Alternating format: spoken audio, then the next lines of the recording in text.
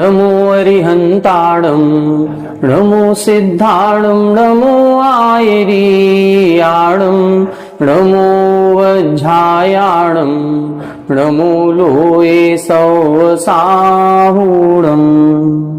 सिद्धं शुद्धं परमीय जिणिन्दवर्णेमि चन्दमकलङ्कं गुणरयणभूषणुदयं जीवस्य परुवणं वोच्छम्। 1008 श्री मूलनायक आदिनाथ भगवान की जय। 1008 श्री गोमटेश्वर बाहुबली भगवान की जय। द्वासांग जिनवाणी माता की जय। आचार्य श्रेष्ठ आचार्य गुरुवर श्री 108 नेमिचंद्र सिद्धांत चक्रवर्ती महाराज की जय। आचार्य श्रेष्ठ आचार्य गुरुवर श्री 108 विद्यासागर जी महामुनि राज की जय। तीर्थ चक्रवर्ती जगत पूज्य निर्यापक श्रमण मुनि पुंगव श्री 108 सुधा सागर जी महाराज की जय। समस्त मुनि संघ की जय। पूज्यवर आचार्य नेमिचंद्र सिद्धांत चक्रवर्ती महाराज श्री द्वारा रचित इस श्री जीवकांड जी ग्रंथराज की स्वाध्याय श्रृंखला में हम सभी ने कल की कक्षा से अलौकिक गणित को पढ़ना प्रारंभ किया था। अलौकिक का मतलब ये होता है जहां लौकिक गणित नहीं है। लौकिक गणित का मतलब है ऐसी गणित जिसको हम वर्तमान में पढ़ सकते हैं, समझ सकते हैं। लेकिन अलौकिक का मतलब होता है जो हमारे मति ज्ञान और श्रुत ज्ञान का विषय नहीं बनता, जो अवधि ज्ञान, मनःपर्यय ज्ञान अथवा केवल ज्ञान का विषय बनता है। ऐसे जोड़, घटाना, गुणा, भाग आदि जो होते हैं, उन गणित से जो मान निकाले जाते हैं, उन मान को या उन संख्या प्रमाण को हम अलौकिक गणित कहते हैं। हमारे जैन दर्शन के ग्रंथों में इस अलौकिक गणित का वर्णन किया गया है जो आज वर्तमान में एक से एक गणितज्ञ भी नहीं कर सकते। आज गणित के जितने भी सूत्र प्रतिपादित हुए हैं, चाहे भले वो हम ये कहें कि आर्यभट्ट ने ये सिद्धांत दिए हैं या कुछ अन्य गणितज्ञ ने ये सिद्धांत दिए होंगे, नहीं, हमारे आचार्यों ने अनेकों वर्ष पहले ही ये सिद्धांत अपने ग्रंथों में प्रतिपादित कर दिए। आज जो पाई का मान निकाला जाता है, जब कभी भी वृत्त की परिधि या वृत्त का क्षेत्रफल आदि निकालते हैं तो उसमें 2 पाई आर या पाई आर स्क्वायर या पाई आर स्क्वायर एच, इस तरह के ये जो सूत्र लगाए जाते हैं उसमें पाई का मान निकाला जाता है जिसको हम 22/7 कहते हैं। लोग ये कहते हैं कि ये पाई के मान की खोज आज के वर्तमान के गणितज्ञों ने की है, लेकिन ये जो पाई का मान निकाला गया जिसको हम 22/7 कहते हैं, जिसका अर्थ जो निकलता है 3 पॉइंट कुछ आंसर निकलता है, ये सारे के सारे सिद्धांत हमारे आचार्यों ने ग्रंथों में पहले से ही लिखे हुए हैं और उन्हीं के सिद्धांतों को लेकर के यहाँ पर 22/7 का या पाई का मान स्वीकार किया गया या आज के गणितज्ञों ने उसको प्रतिपादित किया है। आज जितने भी वैज्ञानिक जो भी शोध कार्य कर रहे हैं वो सारे के सारे हमारे ग्रंथों का आधार लेकर के ही कर रहे हैं। तो ऐसी अलौकिक गणित को अपन ने कल समझना प्रारंभ किया था। उस अलौकिक गणित के अंतर्गत हमने आपको बताया था कुछ तो संख्याएं होती हैं, संख्या मान जिसको कहते हैं, और संख्या मान के बाद जो संख्याओं से भी परे होता है उसको हम उपमा मान कहते हैं। उनको उपमाओं के द्वारा जाना और समझा जा सकता है, जिसको हम उंगलियों की गिनती पर नहीं गिन सकें और उसके भी आगे जब कोई प्रमाण होता है तो उसको किसी न किसी पदार्थ की उपमा देकर के समझाया जाता है। ऐसे अपन ने कल दोनों पर चर्चा की थी। संख्या मान में हमने संख्या के 3 भेद बताए थे, संख्यात, असंख्यात और अनंत। संख्यात के 3 भेद किए थे, जघन्य संख्यात, मध्यम संख्यात, उत्कृष्ट संख्यात। फिर असंख्यात के 3 भेद किए थे, परिता संख्यात, युक्ता संख्यात, असंख्याता संख्यात। इन तीनों के भी पुनः 3 भेद थे, जघन्य, मध्यम, उत्कृष्ट के भेद से। जैसे जघन्य परिता संख्यात, मध्यम परिता संख्यात, उत्कृष्ट परिता संख्यात। इसी तरह से युक्ता संख्यात के और इसी तरह से असंख्यात असंख्यात के 3-3 भेद करेंगे। और सेम इसी तरह से अनंत के भेद भी 3 किए थे, परितानंत, युक्तानंत, अनंतानंत, और इनके भी पुनः 3-3 भेद किए थे जघन्य, मध्यम, उत्कृष्ट की अपेक्षा। तो इस प्रकार से संख्या मान के कुल 21 भेद बन जाते हैं। संख्यात के मात्र 3 भेद बनते हैं, असंख्यात के 9 भेद और अनंत के भी 9 भेद। ऐसे ये 21 भेद अपन ने संख्या मान के कल पढ़े थे। फिर उसके बाद अपन ने अलौकिक में जो उपमा मान कहा जाता है, जिसमें हम पल्य को लेते हैं, सागर को लेते हैं या अंगुल को लेते हैं, तो अंगुल में सूच्यंगुल हुआ या प्रतरांगुल हुआ या घनांगुल हुआ, इसके बाद जग श्रेणी है, जगत प्रतर है या लोक है। ऐसे ये 8 उपमा प्रमाण कहे जाते हैं। इनको समझने के लिए कल हमने आधारभूत कुछ प्रमाण आपको बताए थे, जिसमें हमने आपको बताया था कि हम सबसे पहले उस परमाणु से शुरू करेंगे जो सबसे जघन्य अवगाहना का होता है। परमाणु उसे कहते हैं जिसका दूसरा भाग ना हो सके, अविभाजित, जिसका विभाजन नहीं हो सकता है, ऐसे अविभाजित पुद्गल परमाणु को लेते हैं। और ऐसे अनंत पुद्गल परमाणुओं का जब एक स्कंध बनता है, उस स्कंध का नाम दिया अवसन्नासन्न। फिर उस अवसन्नासन्न से भी 8 गुना मोटा होता है सन्नासन्न। फिर उस सन्नासन्न से 8 गुना मोटा होता है त्रिट रेणु, उससे भी 8 गुनी मोटी होती है त्रस रेणु, उससे भी 8 गुनी मोटी होती है रथ रेणु। रेणु का मतलब धूल, मिट्टी का कण। जैसे जब रथ निकलता है तो उस रथ के पहिए से चिपक के जो धूल उड़ती है, वो धूल का कण, बारीक सा कण, उसको रथ रेणु कहेंगे। फिर उस रथ रेणु से भी 8 गुना मोटा होता है उत्तम भोग भूमि के मनुष्य का बालाग्र। फिर उत्तम भोग भूमि के मनुष्य के बालाग्र से भी 8 गुना मोटा मध्यम भोग भूमि के मनुष्य का बालाग्र, उससे भी 8 गुना मोटा जघन्य भोग भूमि के मनुष्य का बालाग्र, उससे भी 8 गुना मोटा कर्म भूमि के मनुष्य का बालाग्र, और फिर उससे भी 8 गुना मोटा एक लीक होती है, और उस लीक से 8 गुनी मोटी एक जू होता है, और जू से भी 8 गुना मोटा होता है जौ, और जौ से भी 8 गुना मोटा होता है एक अंगुल। यहां तक अपन ने अंगुल तक पहुंचने में 12 बार 8-8 का गुणा किया जाता है। अब सन्नासन्न को अपन आधारभूत बनाएंगे, फिर वहां से और 8 गुणा करेंगे तो सन्नासन्न, त्रट रेणु, त्रस रेणु, रथ रेणु, फिर उत्तम भोग भूमि का बालाग्र, मध्यम भोग भूमि का बालाग्र, जघन्य भोग भूमि का बालाग्र, कर्म भूमि का बालाग्र, और फिर उसके बाद लीख, जू, जौ और फिर अंगुल। ऐसे ये 12 भेद 12 बार 8-8 का गुणा करते हैं, तब जाकर के एक अंगुल बनता है। ये जो अंगुल बना है इसको हम व्यवहार अंगुल कहते हैं।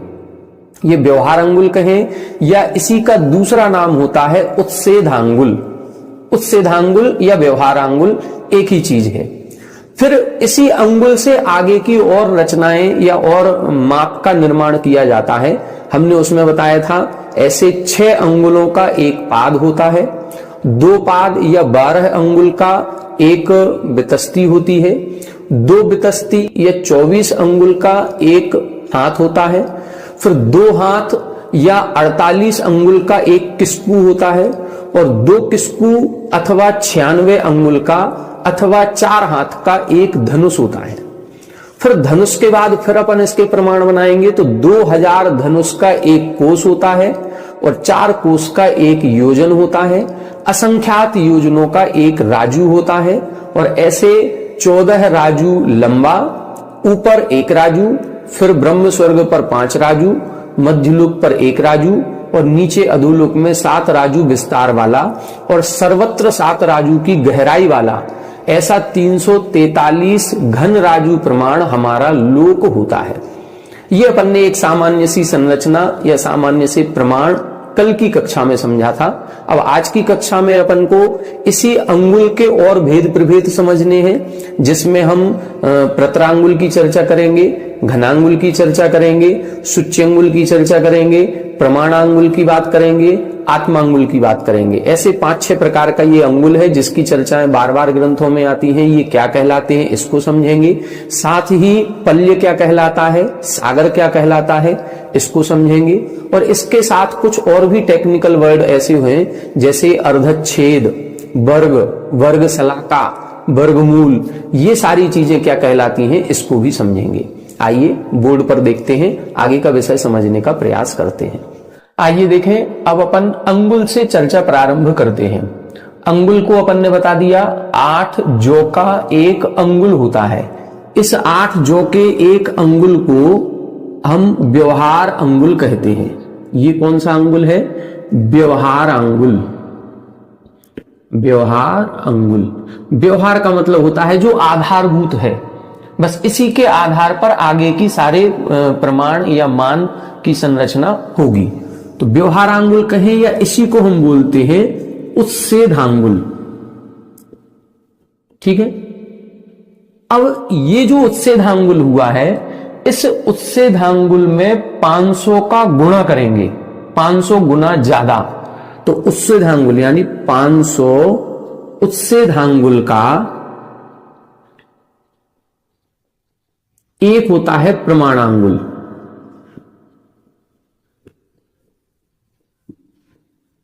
क्या बताया? 500 उच्छेदांगुल का एक प्रमाणांगुल। जो चतुर्थ काल प्रारंभ होता है और उस चतुर्थ काल के प्रारंभ में जो 500 धनुष की अवगाहना वाले जो प्रथम चक्रवर्ती भरत चक्रवर्ती हैं, उनका जो अंगुल होता है वो प्रमाणांगुल कहलाता है। यही प्रमाणांगुल है। तो उच्छेदांगुल से 500 गुना ज्यादा, मतलब 500 धनुष की अवगाहना वाले का एक अंगुल प्रमाणांगुल है, तो एक धनुष की अवगाहना वाले का जो अंगुल होगा उसको हम उच्छेदांगुल कहेंगे। ये उच्छेदांगुल का मतलब क्या हो गया? एक धनुष की अवगाहना वाले का अवगाहना। ठीक है, ये इसका अंगुल है। और प्रमाणांगुल 500 धनुष की अवगाहना वाले का है, 500 गुना ज्यादा होता है। ठीक है। अब अंदाज लगाइए, हम सबकी जो अवगाहना होती है आज वर्तमान में लगभग एक धनुष की अवगाहना है, लगभग, क्योंकि एक धनुष 4 हाथ का है और एक हाथ लगभग 1.5 फीट का होता है, तो लगभग 6 फीट हो गए। 6 फीट का एक धनुष है। और आज वर्तमान में हम सभी की अवगाहना 5 फुट 10 इंच, 11 इंच या 12 इंच, लगभग 6 फीट के समथिंग मान के चले। तो आज जो हमारा एक ये अंगुल है, इसी को हम अंगुल कहते हैं। एक पोर जो सबसे ऊपर की है, ये अंगुल हो गया। अब ये जो अंगुल है इसको अपन इस तरह से नापते हैं, ये 4 अंगुल हो गए, 3 अंगुल हो गए, इस तरह से। तो ये जो एक अंगुल है, एक धनुष की अवगाहना वाले का अंगुल। अब सोचो जरा, इससे 500 गुना ज्यादा करना है। मतलब यदि एक अंगुल हमारा लगभग 1 इंच का यदि हो रहा है, तो 500 इंच का मान करके चलें, एक प्रमाणांगुल इतना बड़ा निकलेगा। अब वो जो प्रमाणांगुल हो गया, तो उस प्रमाणांगुल और इस उच्छेदांगुल से क्या नापा जाता है? तो अपन समझ लें, उच्छेदांगुल से सभी प्रकार के जीवों की अवगाहना नापी जाती है। जैसे अपन कहें कि देवों का जो शरीर है वो 7 हाथ का है या 5 हाथ का है, या नारकी जीवों का शरीर है वो 500 धनुष का है या 250 धनुष का है। देवों के जो विमान बनेंगे या देवियों के जो महल आदि बनते हैं, अपन कहते हैं कि जैसे पहला जो पद्म तालाब है, उस पद्म तालाब में एक कमल है, उस कमल में देवी रहती है, तो उस देवी के महल बने हुए हैं। ये जो महल बने हुए हैं, इन महलों की जो लंबाई चौड़ाई नापी जाएगी, ये उच्छेदांगुल से नापी जाएगी।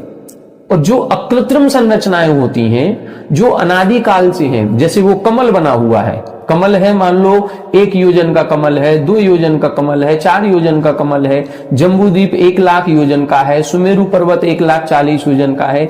ये जो योजन नापे जाएंगे, ये महायोजन से नापे जाते हैं, प्रमाणांगुल से। मतलब जो अपन ने समझा था कि 24 अंगुल का एक हाथ और 4 हाथ का एक धनुष, 2000 धनुष का एक कोस और 4 कोस का एक योजन। तो यहां जो 1 योजन का कमल है, वो 1 योजन कौन से अंगुल से होगा? वो प्रमाणांगुल से होगा। मतलब उससे धांगुल से 500 गुना ज्यादा वाला जो अंगुल है, उस अंगुल से फिर अपन को लगाना है कि वो 24 अंगुल का एक हाथ बनेगा और फिर 96 अंगुल या 4 हाथ का एक धनुष बनेगा, और उससे अपन को सारी चीजें नापनी है। तो उससे धांगुल समझ में आ गया होगा, प्रमाणांगुल समझ में आ गया। उससे धांगुल आज वर्तमान में जो एक धनुष की अवगाहना है, उस व्यक्ति का एक अंगुल, या जिसको हम बोलते हैं 8 जो की अवगाहना का एक अंगुल, ये उच्छेद अंगुल। उच्छेद अंगुल को ही हम व्यवहार अंगुल कहते हैं। उच्छेद अंगुल से जब हम 500 गुना ज्यादा कर देते हैं तो ये प्रमाण अंगुल कहलाता है। एक और तीसरा शब्द सुनने को आता है आत्मांगुल। आत्मांगुल क्या कहलाता है? आत्मांगुल का मतलब है कि जैसे भरत चक्रवर्ती से लेकर के और यहां महावीर भगवान तक, या आज वर्तमान में हम सभी का जिस जिस जीव का जो जो अंगुल है, बस वो अंगुल आत्मांगुल कहलाता है। स्वयं का अंगुल वो आत्मांगुल। 450 धनुष की अवगाहना वाले का अंगुल वो उसका अंगुल है। 300 धनुष की अवगाहना वाले का अंगुल वो उसका अंगुल है। तो ये सबके अपने अपने अंगुल होंगे। इन अंगुलों से क्या चीज नापी जाती है? ये जो आत्मांगुल होते हैं, इन आत्मांगुल से सिंहासन आदि नापे जाते हैं। मान लो समोसरण की रचना हुई और समोसरण में सिंहासन होगा, छत्र होगा, चमर होगा, भामंडल होगा, ये सारी की सारी संरचनाएं जो बनेंगी ये आत्मांगुल से नापी जाएंगी। क्योंकि वो जो तीर्थंकर हैं उनका सिंहासन फिक्स नहीं होगा कि जो आदिनाथ भगवान का सिंहासन था उसी सिंहासन पर महावीर भगवान को बैठा लेंगे तो वो बिल्कुल बच्चे से दिखेंगे, क्योंकि आदिनाथ भगवान 500 धनुष के थे और महावीर भगवान केवल 7 हाथ के थे। नहीं, महावीर भगवान का जो सिंहासन बनेगा वो 7 हाथ के हिसाब से बनेगा कि ये 7 हाथ वाले की पालथी कितनी बड़ी होगी, वो बैठेंगे तो कितना स्थान घेरेंगे। और इसी तरह से उनका समोसरण बनेगा तो उनके छत्र, चमर, भामंडल इत्यादि ये जो संरचनाएं हैं ये सबकी सब आत्मांगुल से नापी जाती हैं। आज हम वर्तमान में अपना मकान बनाते हैं तो किस हिसाब से, हम 6 फीट के हैं तो लगभग 7 फीट का अपन गेट रखते हैं और लगभग 7 फीट के ऊपर भी 3 फीट की जगह और छोड़ देते हैं, तो 10 से 11 फीट की ऊंचाई का अपना कमरा बन जाता है। तो हम आज वर्तमान में जितनी ऊंचाई के हैं उस हिसाब से बना रहे हैं। इसको बोलते हैं आत्मांगुल। कितने हो गए अपने? व्यवहारांगुल हो गया, उच्छेदांगुल हो गया, प्रमाणांगुल हो गया, आत्मांगुल हो गया। अब अपन को देखना है सूच्यंगुल, प्रतरांगुल और घनांगुल। ये 3 को देखें, ये 3 क्या कहलाते हैं। तो ये जो अपन ने एक प्रमाणांगुल बनाया है, ये प्रमाणांगुल की एक प्रदेश चौड़ी और उतनी लंबी एक रेखा खींचनी है। मान लो इस तरह से अपन एक रेखा खींचे ऊपर, ये जो एक रेखा खींची ये अपन ने मान लो भरत चक्रवर्ती का एक अंगुल इतना बड़ा है, और ये जो डॉट डॉट डॉट डॉट रखे हैं अपन ने, ये जो डॉट डॉट हैं ये एक एक प्रदेश है। एक प्रदेश मोटा और एक प्रदेश चौड़ा, एक रेखा अपन खींचे कितनी बड़ी? प्रमाणांगुल के बराबर। जो भरत चक्रवर्ती 500 धनुष की अवगाहना वाले थे उनका जितना अंगुल है उतनी चौड़ी एक रेखा मात्र खींचनी है। ये जो रेखा खींची है और इसमें जितने प्रदेश आएंगे, ये जितने डॉट लगाए हैं, जितने प्रदेश आएंगे उसको बोलते हैं सूच्यंगुल। अपन कहें कि सूच्यंगुल के बराबर इसकी अवगाहना है, तो सूच्यंगुल के बराबर का मतलब इस सूची के अंगुल की सूची बनानी है। सूची का मतलब एक लाइन खींचनी है, एक सुई की नोक जैसा, मतलब एक जैसे सुई होती है वो सुई केवल लंबी लंबी होती है बस, और कुछ नहीं है, ना उसकी चौड़ाई होती है ना उसकी मोटाई होती है, केवल लंबाई होती है। तो चौड़ाई और मोटाई कितनी है? मात्र एक प्रदेश चौड़ी। तो एक प्रदेश चौड़ी, एक प्रदेश मोटी और एक अंगुल प्रमाण लंबी जो भी रेखा खिंचती है उस रेखा को हम सूच्यंगुल कहते हैं। ठीक है, किसके बराबर होगी? ये प्रमाणांगुल के बराबर होगी, ये ध्यान रखना है। उच्छेदांगुल के बराबर नहीं, प्रमाणांगुल। भरत चक्रवर्ती के अंगुल के बराबर एक रेखा खींचनी है, इस रेखा का नाम है सूच्यंगुल। अपन ने अभी एक अवगाहना पढ़ी थी, उसमें आया था कि जो वो निगोदिया जीव होता है वो सूच्यंगुल के असंख्यातवें भाग प्रमाण है। मतलब इस सूच्यंगुल में जितने प्रदेश हैं उन प्रदेशों में असंख्यात का भाग दें, जो भागफल निकलेगा उतने प्रदेश की अवगाहना उस छोटे से जीव की होती है। ये सूच्यंगुल बहुत बड़ा होता है, इसमें असंख्यातों प्रदेश आ जाएंगे, असंख्यातों प्रदेश। क्यों? क्योंकि एक अंगुल, वो भी प्रमाण अंगुल की बात कर रहे हैं अपन ने अभी जो प्रमाण देखे हैं उसमें अनंत परमाणुओं के एक स्कंध को अवसन्नासन्न कहा था। मतलब अनंत परमाणु है, अनंत परमाणुओं का एक स्कंध अवसन्नासन्न है, फिर उससे 8 गुना मोटा, फिर 8 गुना मोटा, ऐसे 12 बार अपन ने 8-8 गुना मोटा किया, तब जाके एक अंगुल बना, और वो भी व्यवहारांगुल बना। उससे 500 गुना किया तब जाकर के प्रमाणांगुल बना। तो एक ये अंगुल में असंख्यातों प्रदेश हैं। एक प्रदेश किसे कहते हैं? पुद्गल का एक अविभागी परमाणु जितना स्थान घेरता है उसको हम प्रदेश कहते हैं। अपन ने पढ़ा था द्रव्य संग्रह की गाथा, जावदीयम आयासम अविभागी पुग्गलाणु वट्ठद्धम तमकु प्रदेशम जाने। पुद्गल का एक अविभागी अणु जितना स्थान घेरता है वो एक प्रदेश है। अब उसमें देखो अनंत परमाणुओं का स्कंद है, और फिर उसमें भी 8-8-8-8 गुना किया, और फिर 500 गुना किया, फिर जितना स्थान बना उसमें कितने प्रदेश हो जाएंगे, उन प्रदेशों की कल्पना भी अपन नहीं कर सकते। इसीलिए इसको हम उपमा प्रमाण कहते हैं। ये सूच्यंगुल हो गया। कौन सा है ये? सूच्यंगुल, सूची अंगुल। अब सूच्यंगुल के बाद आएगा प्रतरांगुल। प्रतरांगुल किसे कहेंगे? प्रतरांगुल का मतलब है इसका वर्ग करना है। वर्ग का मतलब एक अंगुल लंबाई थी तो एक अंगुल इसकी चौड़ाई हो जाएगी, और एक अंगुल चौड़ाई और एक अंगुल की लंबाई और एक प्रदेश की मोटाई। मोटाई ज्यादा नहीं है, मोटाई बिल्कुल एक प्रदेश के बराबर की है। बस ये जो एक वर्ग बन गया, अब इस वर्ग में जितने प्रदेश आएंगे उस प्रदेश को हम प्रतरांगुल कहेंगे। मतलब सूच्यंगुल का स्क्वायर करना है, सूच्यंगुल में सूच्यंगुल का गुणा करेंगे तो ये प्रतरांगुल हो जाएगा। जिसको जैसे अपन लोग प्लॉट खरीदते हैं तो वर्ग फीट में नापते हैं। हमने कितने बाई कितने का प्लॉट खरीदा? 20 बाई 50 का, तो 20 गुणे 50 करेंगे, 1000 स्क्वायर फीट हो गया। इसी तरह से यहां पर क्या करना है? एक अंगुल गुणे एक अंगुल। अभी तक मान लो एक अंगुल में 100 परमाणु आ रहे थे, 100 प्रदेश हो रहे थे, अब कितने हो जाएंगे?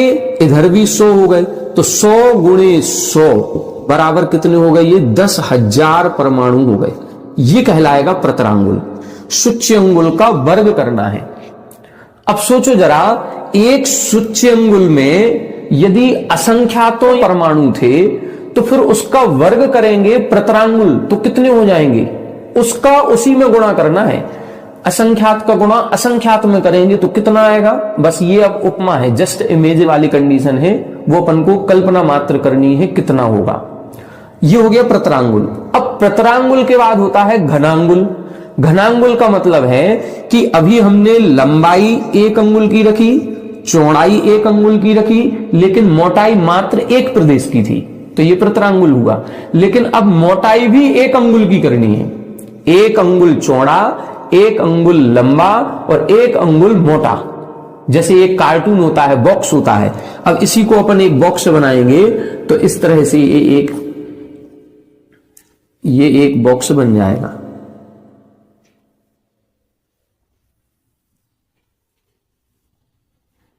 ये जो एक बॉक्स बन गया ये घनांगुल कहलाएगा। घनांगुल का मतलब है एक अंगुल की लंबाई, एक अंगुल की चौड़ाई और एक अंगुल की मोटाई। अब क्या होगा?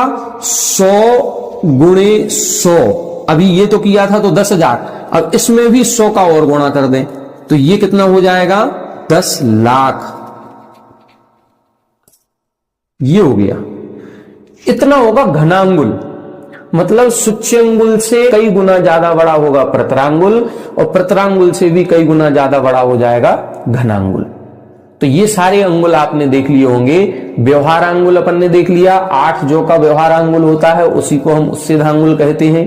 उच्छेदांगुल से 500 गुना ज्यादा बड़ा होता है प्रमाणांगुल। प्रमाणांगुल की लंबाई और एक प्रदेश की मोटाई, एक प्रदेश की चौड़ाई, इसको बोलते हैं सूच्यंगुल। फिर एक अंगुल की लंबाई, एक अंगुल की चौड़ाई और एक प्रदेश की मोटाई, इसको बोलेंगे हम प्रतरांगुल या सूच्यंगुल का वर्ग। और जब एक अंगुल चौड़ा, एक अंगुल मोटा, एक अंगुल गहरा, ये जब किया जाता है उसको घन बोलते हैं, इसीलिए उसको बोलते हैं घनांगुल। घनांगुल में मोटाई भी गर्भित हो जाती है। तो इस तरह से ये अपना अंगुल बन गया।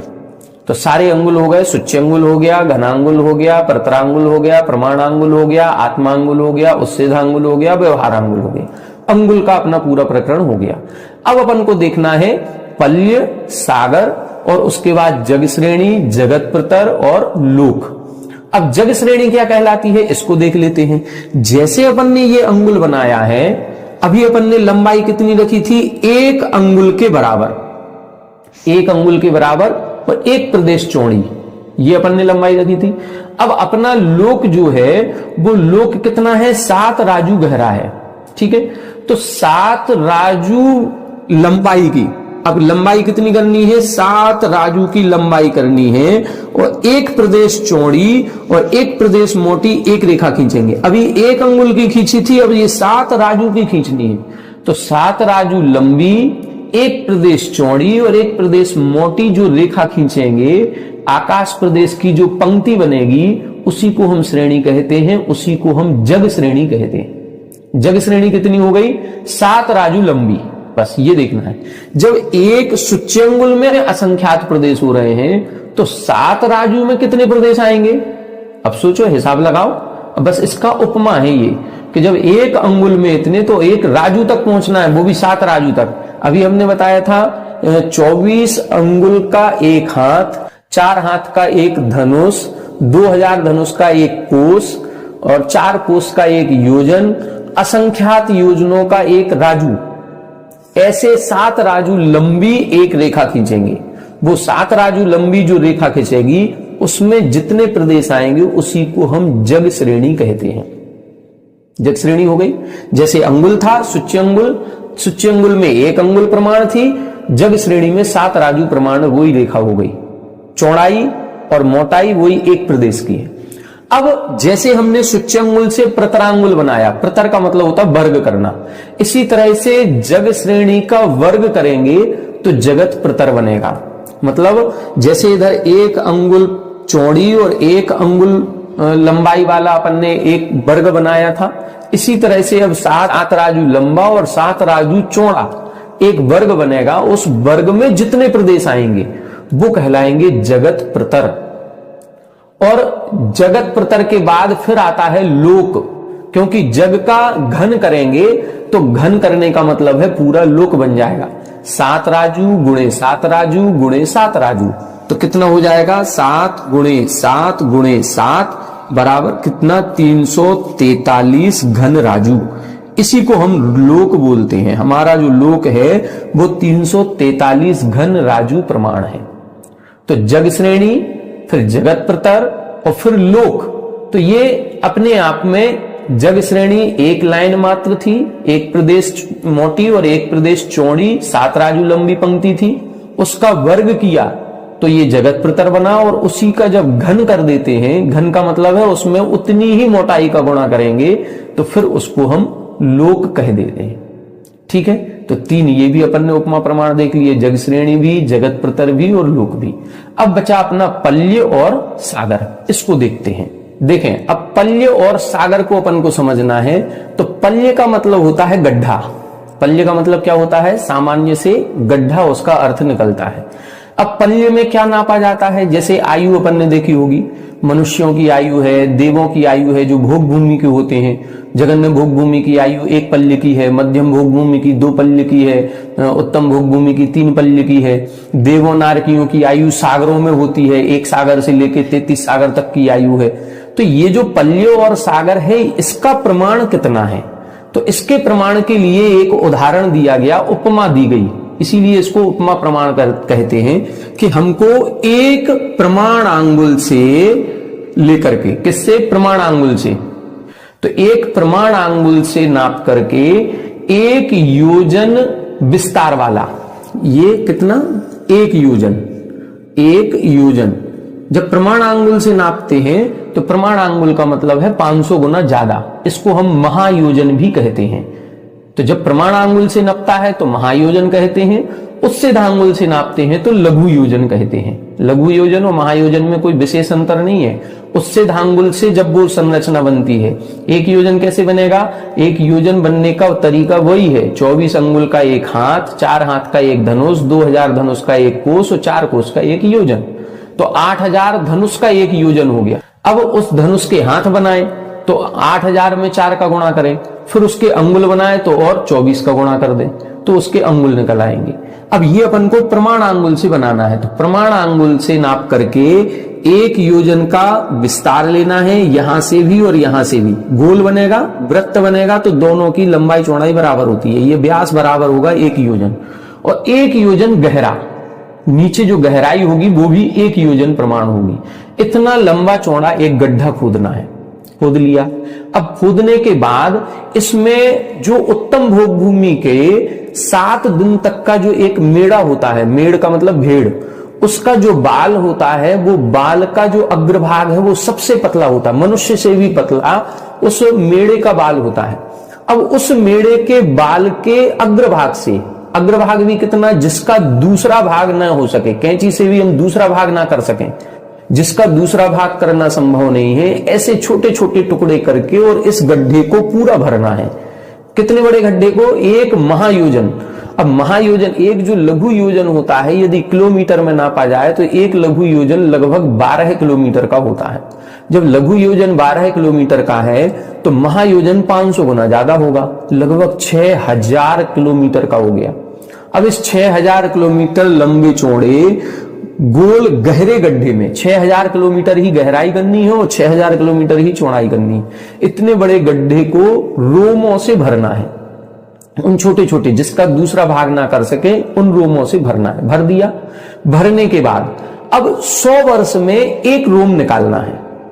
100 वर्ष में एक रोम निकालेंगे तो हर 100 वर्ष में एक रोम निकालने के बाद जितने वर्षों में वो खाली होगा, जितने वर्षों में खाली होगा उसको बोलते हैं हम व्यवहार पल्य। ये हो गया व्यवहार पल्य। सबसे पहला व्यवहार पल्य मतलब आधारभूत, तो ये व्यवहार पल्य कहलाता है।